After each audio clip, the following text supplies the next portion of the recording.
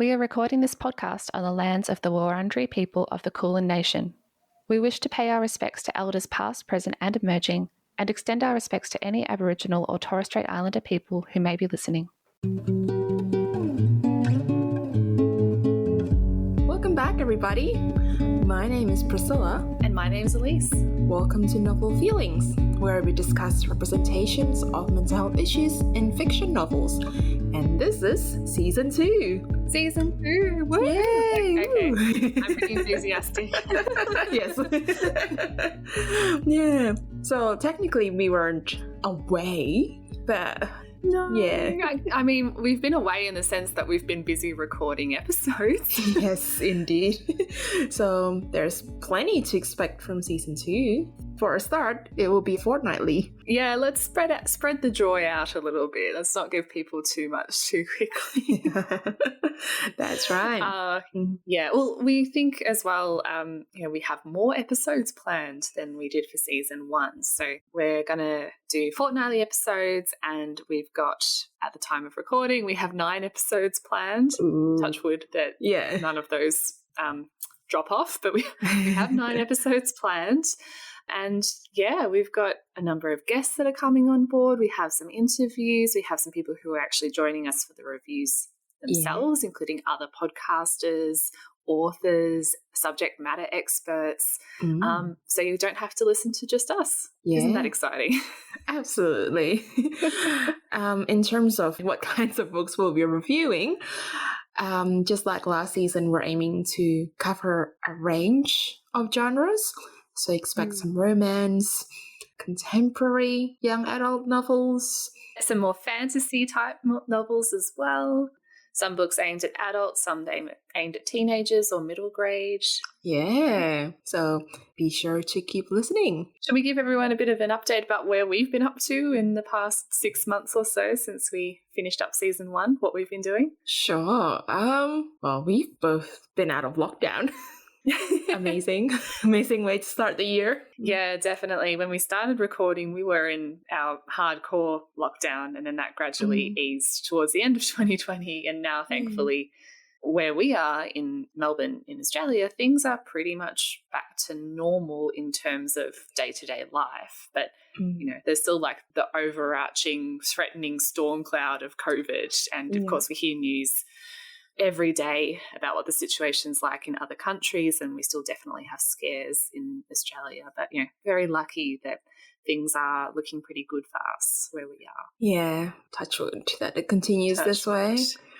What have I been up to since Season 1? Work? Why is that just my life? It's mainly working, still based at a school and at a clinic, working with children, adolescents and adults. Less telehealth in the last few months, which is nice. Back to face with clients. Absolutely. I think that's still ideal at this stage. Some people find telehealth suits them really well, but that's not, it's not really for everyone. I guess it's good to have the option now. Yeah. And have you been reading much past few months? Well, according to Goodreads, I have read 21 books this year. Well done. Yes, thank you. It should be 23, but I'm keeping some rereads off Goodreads for now in case people can tell that we're doing them for our podcast. I love that. I just don't want to spoil our audience, do we? Yeah, I'm sure there are people following my Goodreads very closely to see what I'm reading. Very true. And by the time this episode goes up, you'll have read more, of course, which is nice. Yes, absolutely. What's your reading challenge for the year in terms of number of books? Well, I set it at 30, but I think I'm going to update that in a few weeks. I always like to start with just an achievable goal and then build from there. Yeah, fair enough. I started on 30 as well as my goal because that's been my goal the last few years, and that's roughly what I have read for probably the last 4 years or so, although last year was an increase. This year I have already changed it to 40, but I might up it again because I'm on 26 books already, which is way ahead of schedule for me. Yeah. According to Goodreads, I'm 14 books ahead of schedule. So you could do some Wow. maths if you wanted to determine the exact recording date that we're doing this on. I'm looking like I'm going to smash my number-based reading goal this year anyway. I think just being out of lockdown has meant that I've had more motivation than usual and sort of more concentration when it comes to reading. And I've just read a few really good books this year that have just been kind of page turners or I've been really enthusiastic about. So I think that's helped. And audiobooks too. You know, I've got my commutes back a bit. Well, what about work, or have you been doing things other than work? Work-wise, so still working, still in the same job. I making progress with my PhD too, which is really nice. So in the middle of the year, I have my confirmation, which is like the big sort of milestone that you get around this point in a PhD, which you essentially have to do a presentation and a report and defend your thesis to a panel of scary people who know a lot more about academia than you do. Sorry, if you're listening to this thesis advisory committee, you're great. I don't think you're scary. I just respect you a lot as individuals. But yeah, so that's my milestone that's coming up. Other stuff that's been going on, just enjoying freedoms a bit more and seeing friends and family again. Yeah, sounds excellent. Okay, well, before we start diving into what we are talking about today, let me remind you, listeners, that we have released some bonus episodes since the end of our first season. And if you usually only listen to our review episodes, maybe check those bonus episodes out and see if any of them pique your interest. Worth checking out if you hadn't had a listen already. Well, on to what we're doing today. Today, we are reviewing 13 Reasons Why by J. Asher. Yeah, isn't it fun to start with just a light-hearted, fun book that has no controversy around it? Yeah. We're just going to dive right into the sad stories. Yeah, but we wanted to talk about a topic where we could have a real in-depth conversation to start with. And, well, there's been a lot of conversation that's happened around 13 Reasons Why, particularly after the Netflix series was released in 2017, of course. So the book came out in 2007, and then 10 years later really exploded in popularity, this story, as a result of that Netflix series. And everyone has an opinion about it. So why not us as well? And today we are focusing on the novel itself during our review, mainly because I might be one of the, 10 people who haven't seen this show at all. How's that rock that you're living under? Very cozy. It's very dark, but it's fine. Yeah, I loved the book when it came out, and we'll probably dive into that a bit more later. But by the time the show came out, I just avoided it. Can't tell you why. Maybe I was too stressed because we were in our master's degree by then. But do I want to watch a show about suicide outside of what I'm studying? Yeah, look, I watched the show in 2017 mostly because I was working a little bit with teenagers through my placement at the time, and I just wanted to be kind of on top of it in case any of the teenagers or young people that I was working with brought it up, so I kind of at least knew what was going on. But I watched the show before reading the book, so had the kind of flip side experience to you. Yeah, we complement each other well. It's hard to just talk about the book, considering that it's very much wrapped up in the broader impact of the Netflix series as well. So we also spoke with Dr. Fincina Hopgood from the University of New England about this story and its controversies and cultural impact. So this interview will be inserted after the episodes, so check out the episode description for the exact timestamp. As usual, before we get started on our review, here are our usual disclaimers. We are a spoiler podcast, and this podcast should not be taken as therapeutic advice. And we're speaking today as psychologists and book lovers, not necessarily as people with lived experience of what's covered in the book.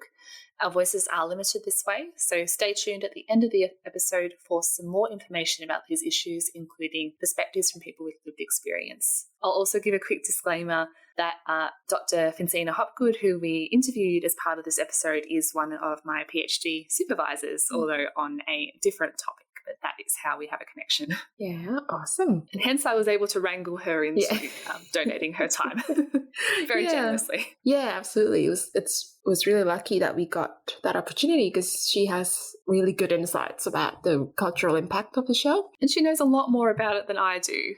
So a little bit about the author. So Jay Asher was born in Arcadia, California. He attended college right after graduating from high school, and it was here that he wrote his first 2 children's books for a class called Children's Literature Appreciation. Throughout his life, he worked in various establishments, including as a salesman in a shoe store and in libraries and bookstores. Many of his work experiences had an impact on some aspect of his writing. His works include the #1 New York Times bestselling novel, 13 Reasons Why, published in 2007, as well as The Future of Us, What Light, and Piper. I will just give a quick note here as well that the author doesn't frame this as being a true story or sort of directly based on his own lived experience, but he's sort of spoken about how friends' experiences and families' experiences impacted on the development of the story. So there was a quote from an interview he gave where he said, "All of the reasons Hannah described were based, at least loosely, on situations I'd either experienced or heard about, mostly from my wife or close female friends. While Hannah wasn't specifically based on anyone, her character always felt very real. Years before I came up with the premise, a close relative of mine attempted suicide when she was also a junior in high school. When I eventually did come up with the idea, it was obvious why it came to me as a female in high school." I feel like there's a lot that can be said there about a very gendered experience of high school as well. Yeah, and a man writing from the perspective of a teenage girl. Like, I'm not saying authors always have to write from the perspective of their own gender, but I do think that was an interesting choice. Absolutely. Here's the summary. Clay Jensen returns home from school to find a strange package with his name on it. Inside, he discovers several cassette tapes recorded by Hannah Baker, his classmate and crush who died by suicide 2 weeks earlier. Hannah's voice tells him that there are 13 reasons why she decided to end her life. Clay is one of them. If he listens, he'll find out why. Clay spends the night crisscrossing his town with Hannah as his guide. He becomes a first-hand witness to Hannah's pain, and as he follows Hannah's recorded words throughout his town, what he discovers changes his life forever. And so obviously today we will be talking about suicide, including discussions around thought processes, briefly touching on suicidal behaviours, the impact on the community, as well as topics such as depression, trauma, and bullying. Although I'll note that this book never directly names depression. This is sort of our own understanding of what Hannah was going through. Yeah. So obviously a big content warning up front about that, in case you hadn't already gathered, that will be some discussion. We won't go into details about things like methods. We will also give some additional content notes that we'll be talking about things like sexism, sexual harassment, and sexual assault. And note that this story is at its core a tragedy. So, keep that in mind as we talk about the novel. And, if this discussion does bring up anything from you, please, take some time for yourself, support yourself, and reach out if you need to. If you're in Australia, you can call Lifeline on 13 11 14 or visit their website for other chat options. It's a 24/7 service that's available. Obviously, we can't list every single crisis number internationally, but I will note that if you visit suicidestop.com, there is a comprehensive list of crisis numbers in various countries. If you are in Australia and you are concerned about yourself, your own mental health, or someone else's, you can also contact the mental health triage team in your area. We can't mention all of them, but I might put up a link to the website to some of them. So now we'll start our detailed recap and discussion. The story starts with teenager Clay Jensen returning home from school to find a mysterious package. When he opens it, he finds 7 cassette tapes. He discovers that these were recorded by Hannah Baker, a girl that he went to school with who recently died by suicide. She's left instructions. Each person who receives a package is one of the reasons why she killed herself. And after each person has completed listening to the tapes, they must pass the package on to the next person. She's also left locations on a map. The story alternates between Hannah's voice on the tapes and Clay's reactions as he listens. So what were your thoughts about the tone of Hannah's voice on the tapes? Because it's almost jarring in a way. It's, very jarring. It was one of the first things that, as an adult, made me really uncomfortable. It made me think of two things: Gossip Girl and Taylor Swift's Look What You Made Me Do. Yes. Oh my God. Light and kind of sassy at times, and it felt very unexpected for the subject matter. I mean, I'd seen the TV show, so I expected it in that sense, but thinking about it, I'm like, I don't know if this is the tone I would use if I were in the same situation, but here we go. Yeah, and it's a bit like, if we think about it as a character's choice, is she trying to be flippant on purpose about this? To try and make it sound like, here's a scandalous story, you need to keep listening to find out what happened to me.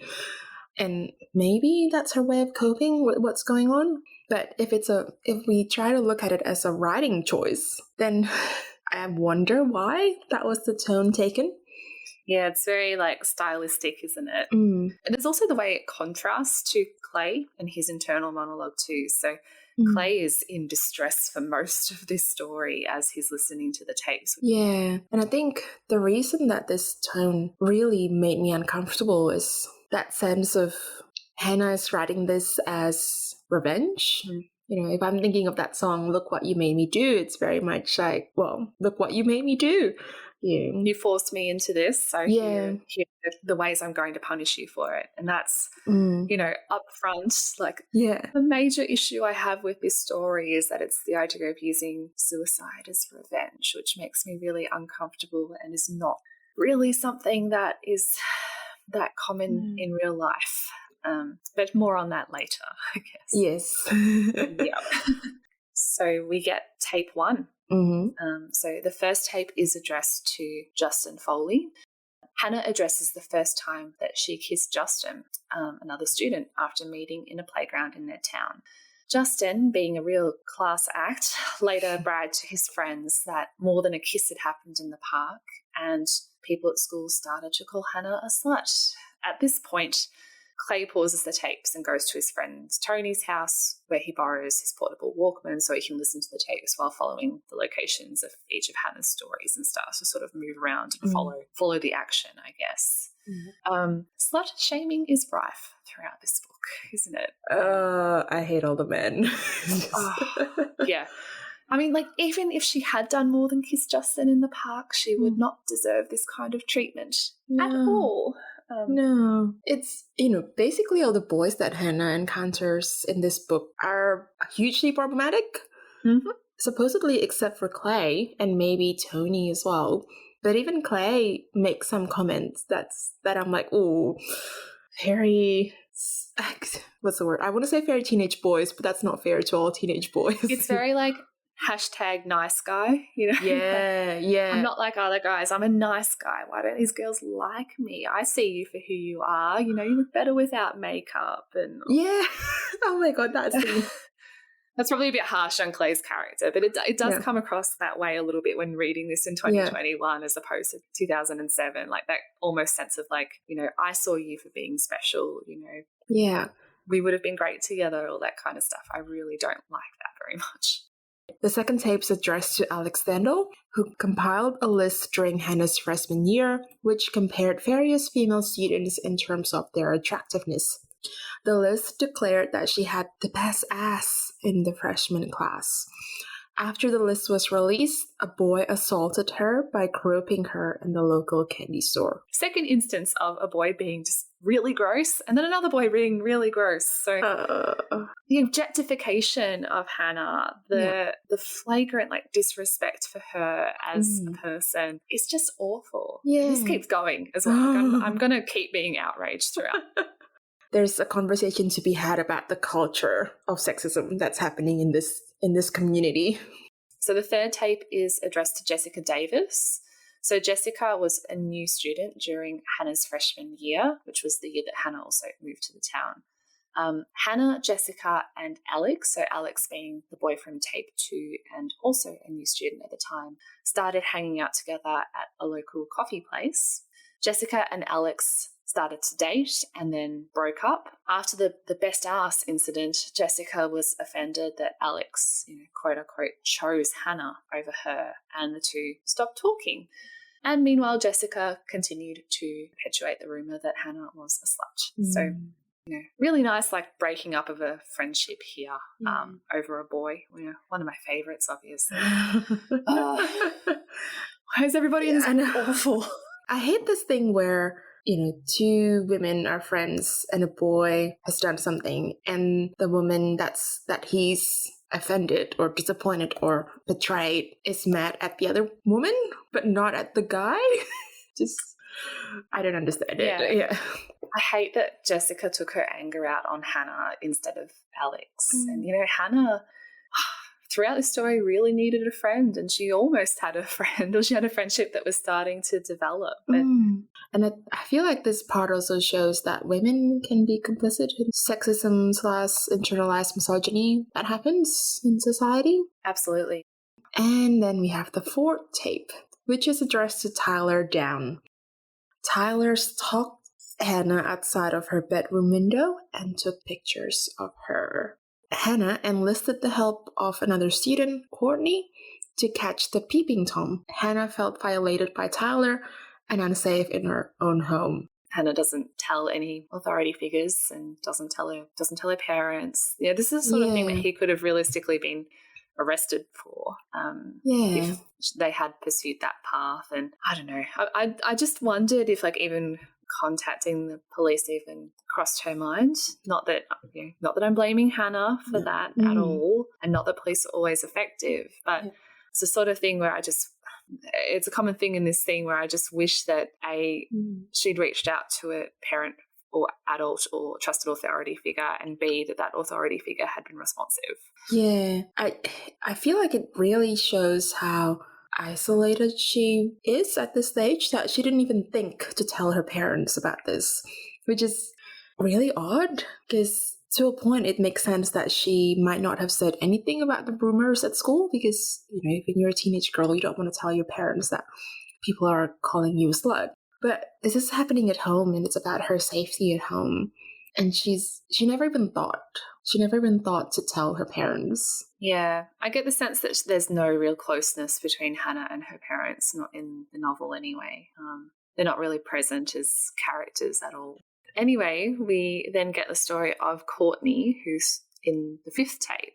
So following the event that happened with Tyler, Hannah begins to feel ignored by Courtney. And again, they were sort of developing a friendship, but then it kind of fizzled out. So Courtney invited Hannah to a party and kind of abandoned her at the party. And Hannah found out that Courtney had been spreading more lies about Hannah, including about the way that they'd been faking something sexual happening behind the scenes to get Tyler out of the bushes.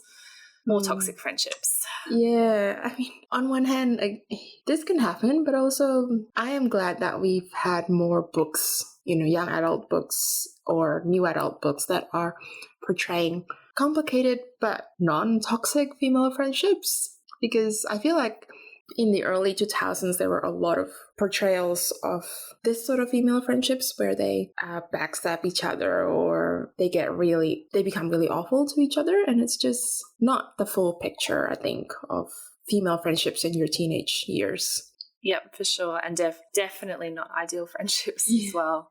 You shouldn't normalize backstabbing and normalize Gossip Girl style friendships where everybody's betraying each other and then they make up and then they have another fight and they steal each other's boyfriends and sabotage each other's parents' fashion shows and all the stuff that happens in Gossip Girl. Yeah. Then we get Marcus's tape. Hannah matched with Marcus Cooley through a Valentine's Day event at school, and he asked her out on an ice cream date. Proceeded to show up late, saying that he thought she'd been joking and wasn't going to show up. So in his mind, he wasn't late. Ugh. Yeah. And then during the date, he essentially assaulted her, like kind of forced himself on her in the booth. And Hannah talked about how she looked around the room while she was trying to fight him off, and everyone kind of looked away, and Hannah finally managed to push Marcus off the booth and get out of there. Yeah. This part, how she talks about how she looks around the room and, she was sure that her eyes were pleading for help, but everyone looked away. I wonder how much of that is true, and how much, again, there's that culture of boys would be boys and we're not going to look at what's going on sort of thing. And how much is it her, what's the word for it? Her beliefs and her thoughts about how people respond to her as well. Yeah, it's quite possibly both. Yeah, and probably good to note that this is one of the first instances of Hannah thinking that she's asking for help or trying to ask for help in her own way and not getting a response. Yeah, absolutely. So the 7th tape is addressed to Zach Dempsey. So after Hannah's altercation with Marcus, Hannah actually stays in the booth while Marcus walks away, and Zach approaches her to say that he's sorry for, in his words, for whatever happened just then or just now. Hannah, still in shock, ignored his repeated attempts at talking to her until he left. In her peer communications class, there's an activity set up where students could leave compliments for each other. Hannah finds out that Zach has been removing those notes from her bag. By this point, Hannah explains she's already feeling awful, and that action only worsened her condition. She also explains that she wrote an anonymous note to her peer communications class in which she shared that she had been feeling suicidal. No one in the class took the note seriously, instead thinking or implying that it was made up for attention. Great responsiveness from the class there to something that was very real. I've said it before, I'll say it again, I really hate this sort of trope about people being suicidal for attention. And it really contributes to the stigma about why a lot of people choose not to say anything, choose not to seek out help. And there's lots of reasons why people might feel suicidal. Sometimes there may be a communication aspect to it. sometimes people may threaten suicide and attempt to let other people know they're not coping and need help, or not know how to talk about what they're experiencing. But no matter what's happening, it should never be treated as trivial or manipulative. It's a very serious topic and needs a real response, an immediate response, and a compassionate response. Yeah. What bothers me, apart from what you just mentioned, is we don't get the teacher challenging this conversation. Yeah. Yeah. So the teacher gives a lot of stats and information about how to spot signs of suicidal thoughts or behaviors, but she never seems to actually say, what you've just explained, that we can't take this lightly. We should never think that it's for attention. None of that. It's just quite frustrating. Yeah, it's pretty irresponsible of the teacher to not sort of intervene then and, didn't have to try to force the person to reveal themselves, but should have made it a safer space for there to be a real conversation about it. Yeah, and I feel like, to the book's credit, I think this narrative that the class was having about suicide being mentioned for attention is meant to be portrayed as harmful, but you're right. Yeah, I feel like it's not being directly challenged. It's sort of implicitly challenged by the fact that we're getting Hannah's perspective on the impact that this conversation is having on her. So there are a few quotes from this scene that are quite powerful, I feel. This is Hannah's response to the conversation. Truthfully, I didn't know what they could have said to sway me either way, because maybe I was being selfish. Maybe I was just looking for attention. Maybe I just wanted to hear people discuss me and my problems. Or maybe I wanted someone to point a finger at me and say, Hannah, are you thinking about killing yourself? Please don't do that, Hannah, please. But deep down, the truth was that the only person saying that was me. Deep down, those were my words. Pretty brutal. Hello, my name is Jade and I'm hijacking this podcast to tell you about my podcast about a book. On the show, I tell you the real story behind the world's most iconic books. So far I've done The Handmaid's Tale, Frankenstein, The Great Gatsby, and 1984 to name a few. Ever wonder why Orwell used talking animals to discuss politics? Or how growing up in Ireland inspired Dracula? And how did The Great Gatsby go from being an epic fail to one of the most praised books of all time? Join me as I uncover the wild truth behind fiction. Give it a listen on whatever platform you're listening to this on right now. And for more information, follow me on aboutabook.podcast on Instagram. Talk to you then! Anyway, speaking of Hannah trying to communicate, to express what is going on in her head, the 8th tape is addressed to Ryan Shaver. So Ryan attended a poetry class with Hannah while she was spiraling. They shared their poetry with each other, including a poem that Hannah wrote about not being able to accept herself. Ryan then chose to anonymously publish the poem in a magazine without her permission, betraying her trust. So, again, we've got Hannah sort of putting things into words and trying to sort of get across how down she's feeling and how hopeless she's feeling. And then we get somebody not responding appropriately. I'm even more incredulous about the part where this poem makes its way into the English class curriculum. What? Yeah. Yeah, probably not the best call by the teacher there. This is my issue, I suppose, with the structure of this book, that it seems like Hannah's pointing out individuals, but I feel like what I get from it is that there are systemic failures in this community that made it possible for all these things to happen. Yeah. So tape 9 is addressed to Clay, who Hannah specifically says does not deserve to be on the list. That is like a massive anticlimax, by the way. It's like, we've spent all this time building up to this moment, and she's like, you don't belong on this list. And I was like, great. What? Again, it's kind of like, I feel like it's the author almost trying to frame Clay as being like the good guy protagonist. She says that he's a genuinely nice boy about whom no one has anything bad to say. Hashtag nice guy. Yeah, thank you. She explains that they were at a party together, very close to the end of her life. They had a deep, meaningful conversation.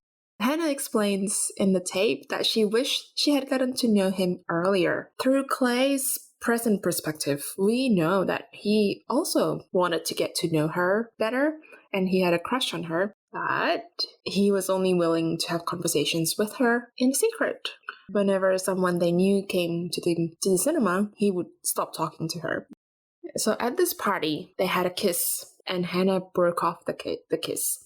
She felt overwhelmed by remembering what had happened between her and Justin. The quote is, "And that's when I thought of you, Justin. I remembered your lips against mine, and then I remembered how you ruined it." Yeah, I think that's really important, that kind of depiction of how relationship trauma can impact you down the track as well. Yeah, absolutely. That kind of like intrusive memory that's coming through is very much a trauma response. Yeah. All right, let's talk about Clay. I hate to say this because, again, he's our hero. And I think for the most part, he is a kind person. And he was never directly awful to her. But he is in some ways, in some small ways at least, complicit in what was happening. You know, he wouldn't be openly friendly to her or talk to her in front of others, never reached out to her while they were at school together, because he was afraid of how it would look and how it would reflect on his reputation. So yeah, as Hannah was, being slut-shamed the whole time, he didn't want to be affiliated with her unless it was in secret and they were making out. Yeah.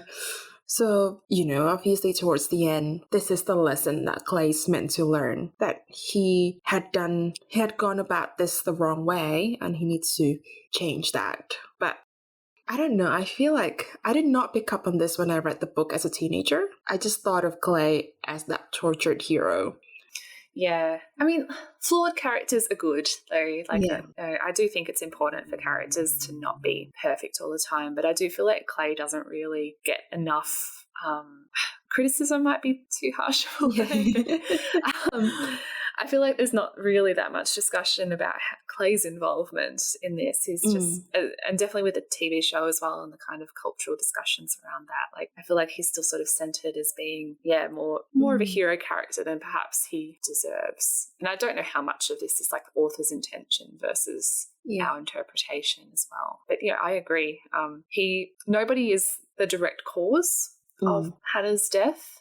But they all had their contributing role to why she was feeling as she was and why life was miserable for her. Yeah. We get tape 10 and we get Justin again. Justin right from the start. So Hannah explains that on the same night where she kissed Clay at the party, Justin allowed his friend, who we later learn was Bryce, to enter a room where a drunk, unconscious girl was laying and rape her. So Hannah was in the room while this happened, completely mortified and feeling very powerless to do anything. And, this tape is centered around how she blames Justin for allowing the boy into the room in the first place. As you may have guessed, we come more to Bryce later. Yeah. I think it's also good to note that Hannah also blames herself for allowing this to happen. But I think something she said was, we were both to blame for this. But, that it makes me think of that quote about how bad things happen because good people do nothing. Yeah, it's an overarching theme of this story as well. Yeah, absolutely. The whole bystander effect thing of people always thinking it's someone else's, not necessarily in this situation, but thinking it's someone else's responsibility or feeling they can't do anything, so they might as well not do anything. So it's a very extreme example of that, though. Yeah, absolutely. Next, tape number 11 is addressed to Jenny Kurtz, who gave Hannah a ride home the night of the party. Jenny might have been drunk driving, and she hit a stop sign and chose not to report it. Later, a car crash happened at the intersection due to the stop sign not being there, and a senior at Hannah's school was killed. The day of his funeral led Hannah to start thinking about her own funeral. Yeah, didn't have any notes for this section. I was just like, yep, that's bad. Yeah. Yeah, me neither. It's just, the only thing was that I have this vague recollection of someone saying that when you're a teenager, this is something that you do sometimes, that you think about, what would be like if you were gone and what would people say at your funeral, sort of thing. I don't know how, again, I don't remember exactly what the context of that is, but I suppose that having that thought on its own is not an indication of suicide. But as part of everything else that's going on for Hannah, that's serious. And then we get tape 12, which is definitely one of the hardest tapes, the hardest chapters to read about. So the 12th tape is addressed to Bryce Walker, who we learn sexually assaulted Hannah in a hot tub at a party. We don't learn the details of what happened, and Hannah's unsure whether she was complicit at all in the assault, whether she gave consent to a degree. I personally read this scene as being rape, even if Hannah didn't use that exact term. It's a bit sort of clearer in the show, the way that that's depicted. But, Hannah's sort of second-guessing herself and, almost blaming herself a bit for what happened. And it's on this tape that Hannah begins discussing actual plans for how she will kill herself. Yeah, I think I read it as rape as well, because there's no enthusiastic consent or consent at all. And we also got the scene earlier with at the party. Bryce, with what happened with Bryce. Just sort of foreshadowing. Yeah, we know that this is a pattern with him. Hannah, on top of all of this trauma that's been building for her throughout the year with, the bullying, the various shades of bullying, the toxic friendships, the slut shaming, the objectification, being sexually assaulted by a stranger, being sexually assaulted by somebody at school, feeling devalued, feeling hopeless and that things aren't getting better and feeling isolated and alone. On top of all this, we get the trauma from a rape as well. So I think, one of the things I do appreciate with this book is that you get a sense of how all of these experiences can lead to somebody feeling that this is their only option, which is really, it's obviously a tragedy. Like, it's so sad. But I will give the book kudos for sort of exploring how, small things, seemingly small things spiral and can get worse, and how all of these different factors can contribute to somebody's well-being this way. Yeah, absolutely. I agree. And we are now on to the last tape, number 13. It is addressed to Mr. Porter, an English teacher who filled in as a guidance counselor for a period of time at Hannah's school. She went to him with her feelings of depression and isolation and about the assault, and he did nothing to help her. He essentially tells her that there is nothing she can do about the assault if she chooses not to make a police report, and that she needs to move on from it. Hannah feels invalidated and upset, and she leaves. This is the final tape before her death. Interesting that this is the one she made live as well. So she brought the recorder with her into this conversation. I think it was because when she started recording the tapes, I don't think she was yet 100% certain that this is what she was going to do. There was still that option for her, like an out, and that this was what she had built up to be like the deciding factor depending on how this went. The scene was important and frustrating. Hannah needed a trusted adult, a trained mental health professional, not an English teacher filling in as a counsellor, who was not very helpful at all. The conversation kind of started out okay, but really veered off in the wrong direction. And essentially the message that he communicated was like, you need to move on, and just kind of brushed off her concerns. And that led her to leave pretty quickly. He didn't do any risk assessment. He didn't try to go through a safety plan, which are the two things that a person trained in mental health would do in response to a disclosure of suicidal thoughts. I'm not convinced the school as a whole has an actual policy to manage disclosures like this. And, when a client leaves your room, there are times where you don't follow, because you don't want to end up having a confrontation in the hallway or something like that. But when a student just disclose suicidal thoughts to you, I need everything to stop. People, life. Hannah, do you know what you just said? You wanted life to stop, Hannah. You're alive? Is that what you meant to say? Hannah, those are very serious words, I know, they are. I'm sorry. I don't want my life to end. That's why I'm here. Let's run with the assumption that Mr. Porter barely got a chance to really do any actual counselling before she decided to leave. You can't force someone to stay in the room and do a safety plan. But in that situation, based on what she said, he really needed to have followed up very quickly with an emergency response service, because you've got a distressed teenager coming in saying, disclosing a very recent trauma, even if not using the exact words about what happened, and saying that she didn't want to be alive anymore, and then leaving abruptly in distress. That's the point where you would need to be like, hold up, I need to make sure this person is okay. May not be able to physically restrain her, but something's not right. Yeah. There's kind of multiple opportunities where he should have done something different, right? There's how we sort of approach his manner with her in the first place, how he talked about options around sexual assault, and how he approached that initial disclosure about how she was feeling, and then the lack of action after to the best of our knowledge, the lack of action after she left the room too. Yeah. So there's multiple ways where an effective counsellor would not have let the situation get to that point. Yeah. And again, I keep thinking that this is the failure of the system, because why do they not have a proper well-being person?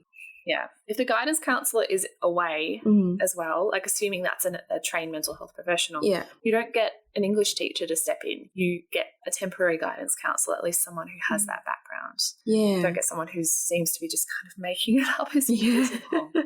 In any case, I appreciate this scene. I don't like the fact that this is what Hannah's experience was. No. So if this is the only book you're reading about mental health, you're going to come away pretty hopeless about what's out there. Absolutely. And then we get the end of the story. So we learn, of course, that after the 13th tape, Hannah did end her life. And by the end of the tapes, Clay is very sad, distressed, overwhelmed. Interestingly, the novel sort of wraps up with him addressing another student named Sky, who he sees sort of some of the warning signs that Hannah had, things like withdrawal and not quite being, not perhaps feeling connected with other people and a few other things. And the novel implies that by reaching out to her, he may be acting in a way that could prevent her suicide, prevent something happening to Sky like what happened to Hannah. So I guess this sort of implies that Clay has learned a lesson at the end. Yeah, I think he definitely has. That's the end of the novel. Shall we talk about our favourite moments and overall review? Yes, let's.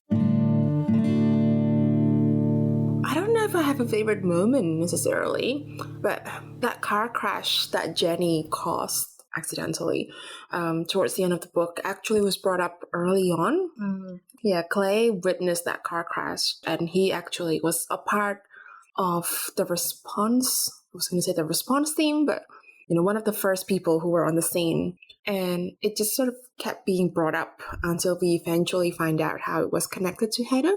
And I quite enjoyed that. I think J. Asher does that really well, like sprinkling little hints here and there and then picking up on those threads later on.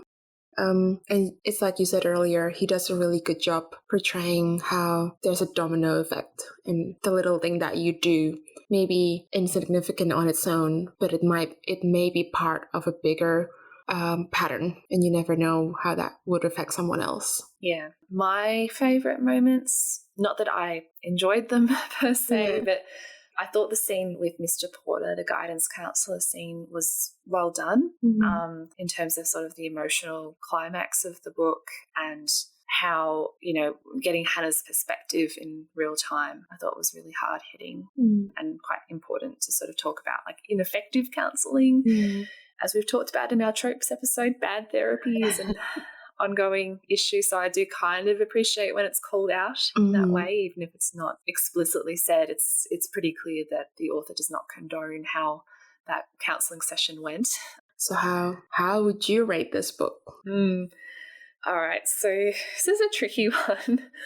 I ended up deciding to give this book 2.5 stars out of 5. Possibly my harshest review yet. Yeah. So I think the story does a good job of exploring the relationship between things like misogyny, bullying, sexual assault and harassment and their impacts. My main issues with this story are about how it frames suicide and Hannah's story. So yes, it is a tragedy, and of course people die in real life from suicide, and each death is sad and a tragedy, and suicide is preventable as well. And it's okay to have stories that are tragedies. We can learn a lot from them, and tragedies have existed forever in storytelling. But the issue is when this becomes the dominant narrative, and the story unintentionally became a cultural phenomenon. It's a huge problem, and the messages around help seeking are really not great. The message seems to be that if you reach out to an adult, that adult won't be there to help you. If you reach out to peers, they won't be able to help you. If you even anonymously disclose how you're feeling, you'll just be shut down and no one will take you seriously. And I acknowledge that stigmas exist and ineffective people exist, but there are ways to get help, and most people who experience suicidal thoughts do not die by suicide. There are interventions, and it gets better. I know trauma is real, mental illness is real, difficult life circumstances are real, but things can get better, and I think that's an important message to have. I also wish that it had been clearer that Hannah was experiencing depression, it's not, or even PTSD, it's never named and only sort of depicted in part. And I have this issue with the whole revenge narrative of the story, and I agree with some of the concerns that people have about the book glamorizing suicide. The idea that if you die by suicide, everyone will learn about how they hurt you, people will be publicly shamed, justice will be served, everyone will have learnt something at the end, and that you'll become a tragic figure or a hero. It's not a healthy narrative, and I could see why this book could have a contagion effect, and we'll talk with Fincina later on about the broader impact of the story on culture as well. But look, my issues with this story are really about the messaging and how it frames suicide, and I can't get over that. I can see how this book could help some people, But I think I sort of, looking at this with my adult psychologist lens, I think it probably does more harm than it does good, or has potential to have some really big harms from it. What do you think? Yeah, it's such a bizarre experience revisiting this book. So I was 16 when this book came out, and I loved it. I remember just devouring it, and it must have struck a chord with me because it was a 5 stars for me. I loved it so much, my mom picked it up. That's nice of her. I forced my mum to read Twilight, so there you go. Well, I feel like she's a bit freaked out after reading this. What are you thinking? Why do you love this book? But I've been trying to remember why this struck a chord with me at the time. Like, maybe it was the mere portrayal of someone with suicidal thoughts. Like, this was 2007 in Indonesia. People didn't talk about mental health in this way at all. I thought it was a really great way of showing that we need to be kind to other people, and we never know, what effect we have on others, and that we need to just, we never know who's suffering, basically. So we need to be conscious about what we're putting out there. I think also I was not a happy teenager. I remember feeling a lot of stress, nothing close to what Hannah was going through. Maybe I related to Hannah. Funnily enough, I remember my mom saying to me after she read this book, "Why didn't Hannah ask for help?" And I was like, "You don't understand." I still think that she might have missed the point a little bit. Like, yes, we do want to encourage help seeking and maybe more explicit, explicit help seeking. Mm-hmm. It feels like Hannah tries that a lot. She tries to ask for help in this book. The help just wasn't there. And Clay also keeps saying in his responses, why didn't you ask for help? Why didn't you tell someone? But that puts the responsibility entirely on her as well. Like, I think this was what 16-year-old me was responding to at the time. And obviously, I'm here, I'm a psychologist. Things got better. Yeah. I was never in Hannah's position, so to speak. But if you're in high school and it's stressful for you, it gets better. You get up, you will get out of there, and you will find your people, and it will work out. And there are people out there who will help. Yeah. Yeah. And if you reach out for help and it doesn't work out, it's worth trying again. There are many different pathways out of a very sad situation. Hannah's story doesn't have to be every story. Absolutely. But that was my long way of saying this book was important to me at that stage of my life. But it is 14 years later. I am now an adult psychologist.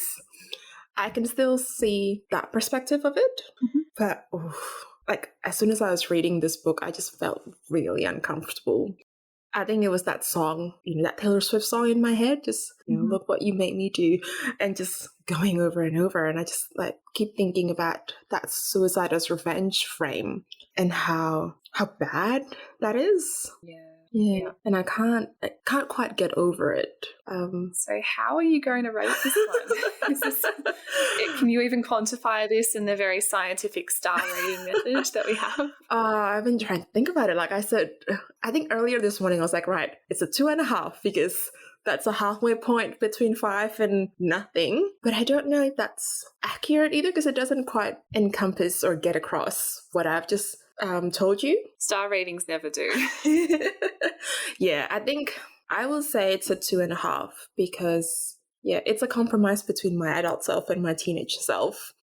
I'm glad this was out there as a conversation starter. I'm even more glad that it's now not the only story about teenagers experiencing tough times. Yeah, definitely. And as we know, there is danger in a single story. So I'm glad that there are more books and more stories out there that are talking about this and not just presenting one path. I think that leads us into our recommended reading. So on our website, some of the resources that we will link to include information about coping with suicide, information about helping someone who may be suicidal, and we've linked them before, but we'll put up links to the Mindframe guidelines again, as they are great guides for communicating about suicide in a safe way. we've been careful to follow their guidelines today too. Yeah, especially around their recommendations and the guidelines about not talking about method of suicide, for example. That's potentially really harmful for people to hear about. So, we've chosen not to talk about that in depth at all today. Yeah. We'll also link to the Chat Safe guidelines from Origin, who are a youth mental health organisation in Australia. So Chat Safe is all about communicating safely about suicide on social media. And if you like this book and you want to check out something similar, we wanted to link some non-tragedies, really. So some stories that have at least ultimately more of a hopeful tone and offer a different narrative, even if they are about a protagonist who's coping with suicidal thoughts or somebody who might be grieving the death of somebody who's suicidal. So some of the older books that we would recommend checking out include It's Kind of a Funny Story and The Perks of Being a Wallflower. A newer book that we hint might talk about in some capacity later on down the track is Picture Us in the Light. And also wanted to recommend the TV show Crazy Ex-Girlfriend. Yeah. We will also include some views that we found from people who have also experienced suicidal thoughts and behaviors. There are so many articles and reviews about this book, as you can imagine. We will highlight some of the different opinions out there. So in Medium, Kayla Feldman talks about how the book saved her life. When I found this book, it reached me in a place I didn't know I could be reached. It was hauntingly familiar to me, and yet Hannah was a character whose experience was so different from my own. I found myself in her. I wanted everyone to read this book. I wanted everyone to see how a snowball becomes an avalanche, how to spot the signs of impending suicide in a young person. And, for a contrasting opinion, we've highlighted an article by Elise Soriani in The Mighty. So she is a mental health advocate and suicide attempt survivor who was quite critical of the show and highlights how she believed the show simplified suicide and perpetuates things like the idea that suicide is selfish and doesn't show any successful help seeking. So a quote from that article: "The story acts as a warning, and that moral of treating people well and being aware of how our words and actions affect others is a good one. I just think it gets muddled and lost at times." Yeah. If you're in Australia, I would recommend checking out the episode on suicide survivors from the show You Can't Ask That. I believe it's accessible on ABC iView at the moment. It's a wonderful show in general, but if you want to hear from people with lived experience of suicide attempts, this is a really powerful episode to watch. And in terms of real stories as well, I'd also recommend checking out the podcast No Feeling is Final, hosted by Honor Eastley. It's a real story, so it's realistic in that sense, but it provides a complex narrative without painting a picture of complete doom and gloom. And that wraps us up for today. Stay tuned to listen to our interview with Dr. Fincina Hopgood about the broader cultural impact of 13 Reasons Why, focusing mostly on the TV show. Our next review episode will go up in about a fortnight, so keep your eyes peeled. For all of the resources we mentioned in this episode, check out our website novelfeelings.com for our episode summary, links to further reading, as well as information about getting support for you or someone you care about. And I'll just reiterate as well those crisis numbers we mentioned at the start of the episode. So if you're in Australia, Lifeline is 13 11 14. If you're international, visit suicidestop.com for a list of crisis numbers. Yep. And if you like us, please leave us a review on Apple Podcasts or wherever you get your podcasts. If you want to ask us a question or have a chat, you can send us a message via our website or through social media. We are on Twitter, Instagram, and Goodreads as @novel_feelings. You can also find me on Bookstagram. I am @pavewithbooks with an extra S. Thank you everybody for tuning in to our first review episode for Season 2. We hope that we have captured your interest and that you'll be able to listen to the rest of our episodes, so stay tuned. All right, well, thank you for joining us today. Chat to you soon. Catch you next time. Bye. We are very lucky to be joined here today by Fincina Hopgood. Welcome and thank you so much for joining our session to talk about 13 Reasons Why. Now, Fincina, can you start by introducing yourself to the listener? Sure. I'm a lecturer in screen studies at UNE. UNE is the University of New England in Armidale, New South Wales, Australia. And so part of my job is teaching a range of units in the Media and Communications program at UNE. These include Australian screens, Hollywood cinema, and human rights on screen. But my research examines portrayals of mental health issues in film, TV, and online media. So this is obviously a global issue, but my own speciality, if you like, is Australian film and television. Sounds fascinating. Oh, such a cool area of research. Well, it grew out of my PhD, actually. My PhD is in cinema studies, and I've always been a long time writer about film. Before I was an academic, I was a freelance film writer and an editor for an online film journal called Senses of Cinema. And so for many years, I've been writing about Australian film and TV, and I grew up around the industry. My dad's a writer and an actor, so it was in the blood. Obviously we are talking more books in our podcast, but Correct. I think a lot of the work that's been done in TV and film has really paved the way for some of the conversations that we're having when we're applying these ideas to these more long form types of media. I don't know if you can call a book long form, but in terms of the time required and the sort of level of insight that you can get into a character's experiences and what's happening in their heads. So why we invited you here today, to learn about the work that you've done and the understandings that you've reached with regards to 13 Reasons Why. Well, yeah, thanks for that. Before we get into 13 Reasons Why too, I thought I'd just add that so many of the really interesting screen stories about mental health have actually come from adaptations as well. So I'm thinking here of the Australian film Romulus, My Father, which was adapted from the memoir written by Raymond Gator. I'm thinking also here of A Silver Linings Playbook, which was originally a book as well. So I think there is a wonderful sort of dialogic relationship between the printed word and screen media here about what sorts of stories we can tell about mental health issues and what are some things that the written word can do well or do differently to what screen media can do. And I certainly think that point you made, Elise, about the long form is really important. I think the long form narrative of a novel and the long form narrative of, say, a TV series is potentially richer and more nuanced in what it can tell us about mental health than the traditional 90-minute to 2-hour running time, I should say, of a film, which can only do so much in that really short running time. So it's fascinating. I think it's not about, which one is better or superior. It's more about, well, what do they do differently and what kinds of cultural conversations can they create? And I think they both have their own strengths in terms of how you can use them to portray that empathy and portray things in depth and with nuance too. So I suppose you do, in theory, lose some of that with film, unless you've got a narrator, which, I'm not a big fan of narrators in films anyway. I think it can be quite distracting. But yeah, I suppose there are other ways that they can captivate audiences in a really positive way.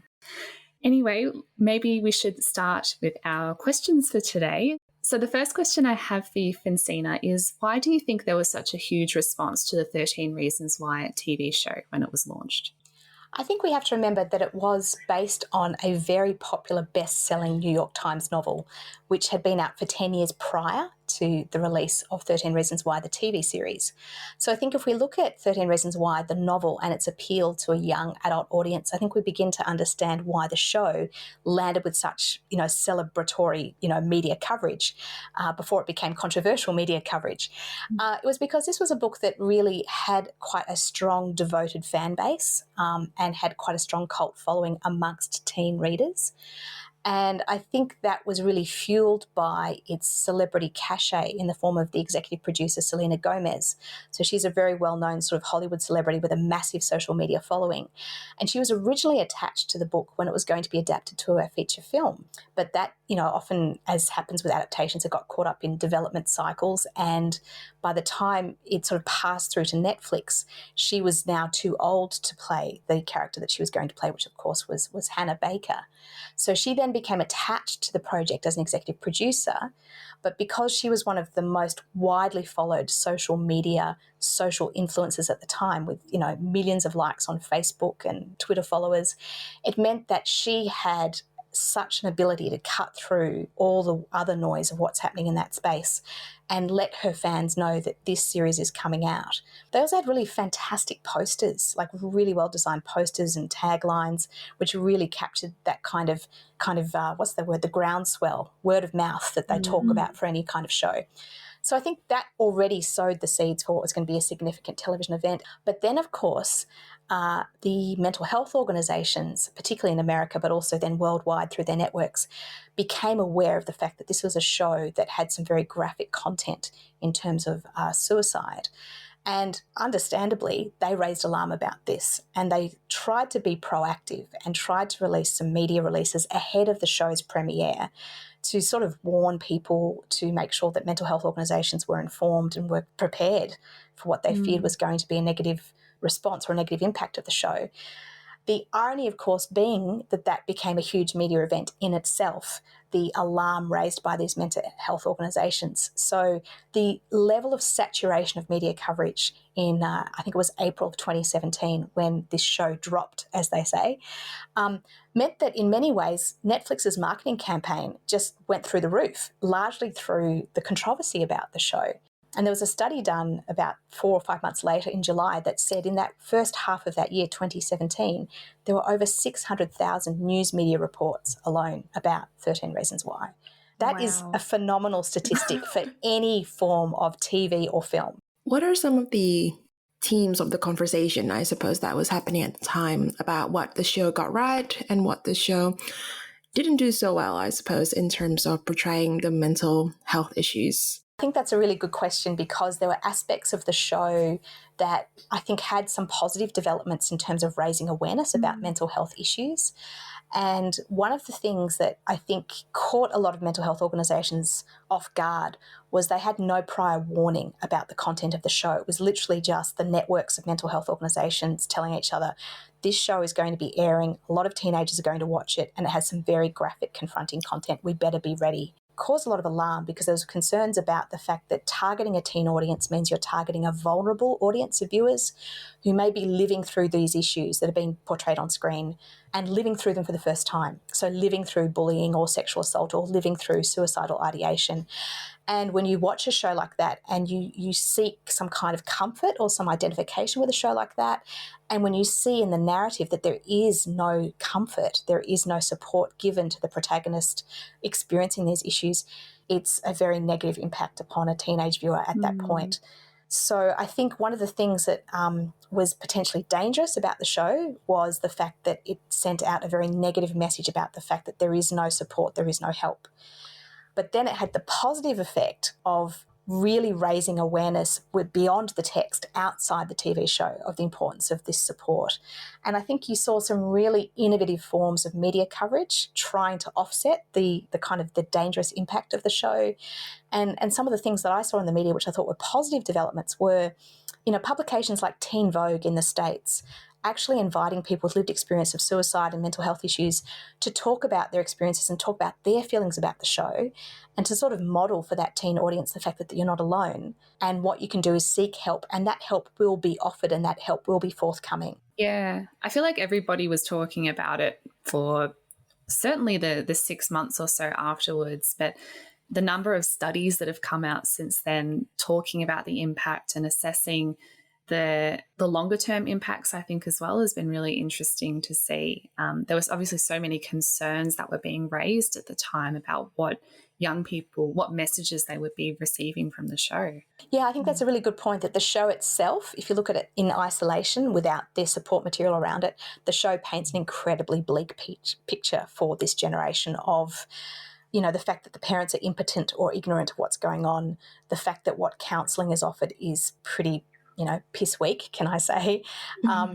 And, I think it's a show that overwhelmingly presents a despairing, doomful portrayal of life in high school. And that's because that's drama, it's tragedy. And it goes back to Greek tragedy. It goes back to the fact that many of our most compelling narratives aren't necessarily about saying things will get better or you'll get through this.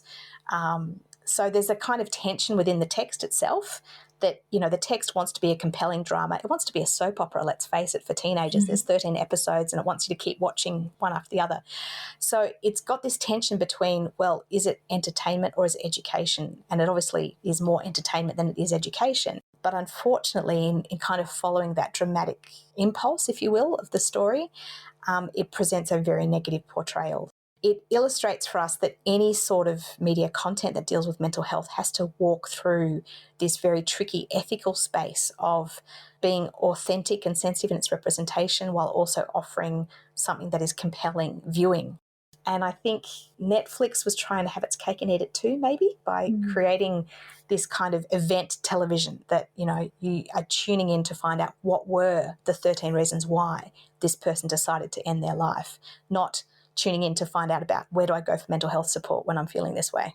And that probably wouldn't have worked if they had tried to make it that way, because people don't like being preached to, for lack of a better phrasing. Particularly teenagers. I think the last thing teenagers want, understandably, is to feel that they're being told what to do and how to feel. They're working these things out for themselves, and it's naturally part of their development to reject what adults tell them. Yeah. You have to be very nuanced, and I think it's important to recognise that when Netflix commissioned the second season of 13 Reasons Why, one of the strategies they did, which I think was relatively successful, was engage the cast, the young cast, who now had quite a fan following, particularly the leads, Catherine Langford and Dylan Minnette.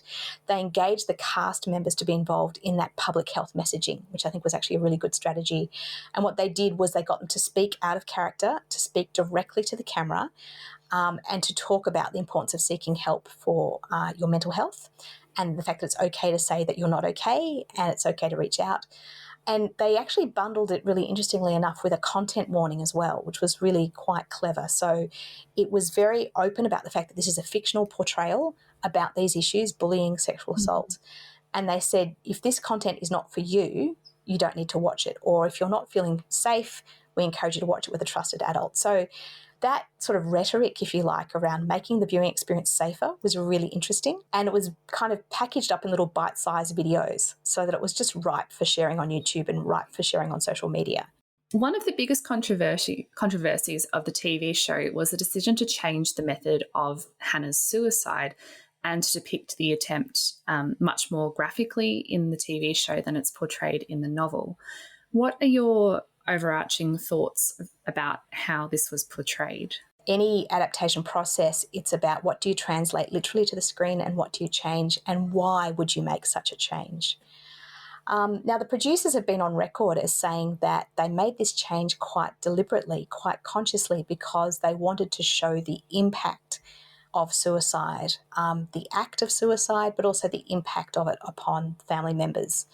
So that's one of the things that they expanded in the adaptation process, was they actually built in a stronger character presence, particularly for Hannah's mother, but also her father.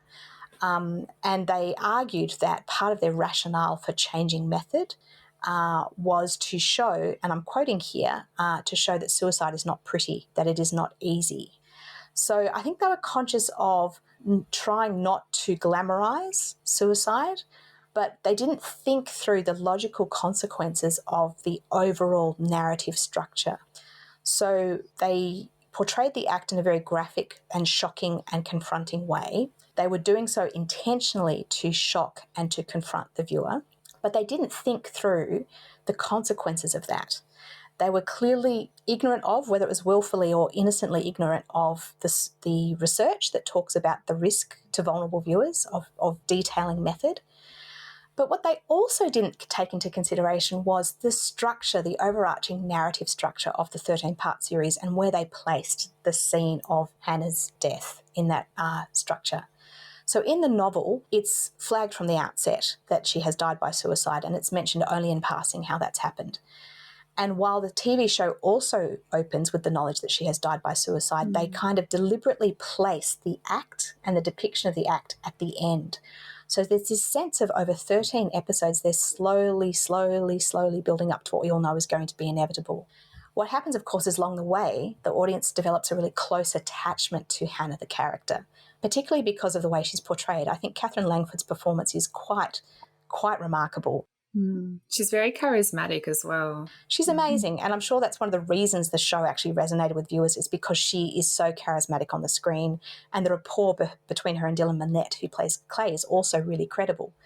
But what that means, therefore, is that the viewer has formed this emotional attachment to Hannah, and in many ways, Hannah is the heroine of the narrative. She's this romantic heroine. She's the person that, even though we know from the outset isn't going to survive this, we want her somehow to survive this, or we want to somehow see her perceived wrongs avenged or revenged. And this was one of the biggest controversies, was that it sort of sent this wrong message that you can have payback, you can have revenge, or you can teach people a lesson by taking your life away and saying it's their fault.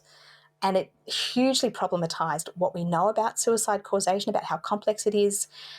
It risked demonizing the people around her and her family and making them feel that there was something they could have done or should have done or didn't do, which, as we know, doesn't help people bereaved by suicide. And so on the one hand, you've got this rationale from the producers saying, we want to show that suicide's not easy and we don't want to glamorize it and we want it to be as confronting as possible so that people won't do it. But then they don't put it in the broader context of the narrative structure and the broader context of the research that tells us why detailing method is an unsafe thing to do.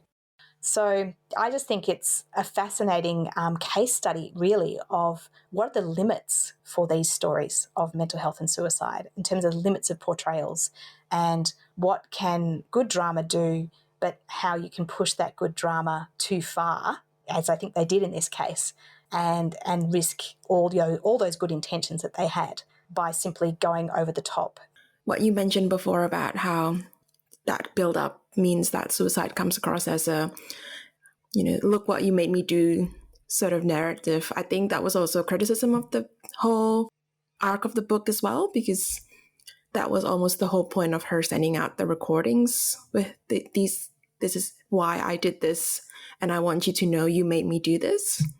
I think it speaks to our human nature to seek meaning in some things which simply don't have a meaning or a logical explanation. I think to be bereaved by suicide, to have experienced suicide in any way, you are often bereft of meaning, and you are searching for meaning, which isn't necessarily going to be found. So even though they might say they were not seeking to romanticize or glamorize suicide, there was certainly the feeling at the time from all the people who spoke out that this was doing exactly the opposite. I had flashbacks to my mother criticizing this book just then. And me as a teenager saying, no, you didn't get it.